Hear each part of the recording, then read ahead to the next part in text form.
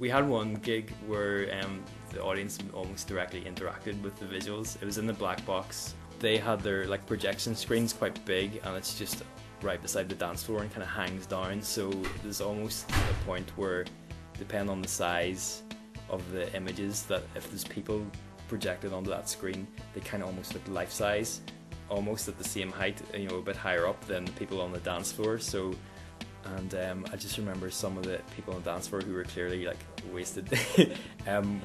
You know, they could tell they were kind of looking at the images and stuff, and kind of like, you know, they liked them and were interested in them. But then at one point they started to do the same dance as the images that were appearing right beside them, and dance almost like they were dancing with the images, which was really like totally spontaneous, like instant. And I just thought this was brilliant. It's like, nice one. Well, okay, someone definitely likes what we're doing here.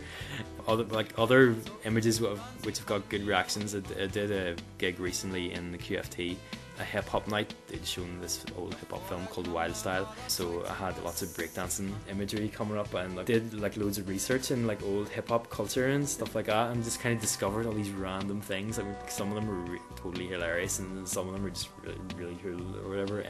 So I had like some footage of guys just doing breakdancing on the street and stuff with their mates, and I thought it looked really good on the big screen in the foyer.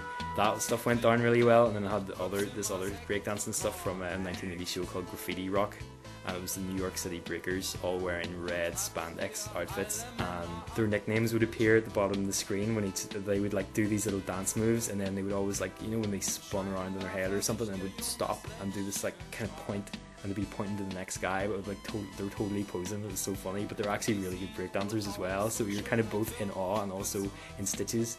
So they were called, like, names were like Powerful Pexter and Icy Ice and Mr. Wave, who did like all the robot dancing and stuff. So I remember that night it was actually good crack, and we were showing in the QFT a couple of like French films or something beforehand, you know, before Wild Style was on. So we got all these old ladies and stuff coming out of the French film, and then into the foyer with hip hop music playing, and these like crazy red spandex like guys dancing like lunatics, and they all just stood there captivated.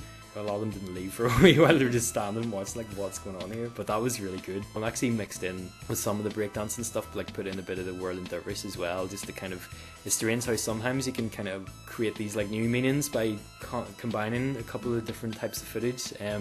So obviously the kind of similarity between the breakdancer and the whirling dervish is that kind of meditative sense of rhythm, and kind of just absorbed in your body movement and what you're doing in that way, and it's sort of beautiful to watch as well.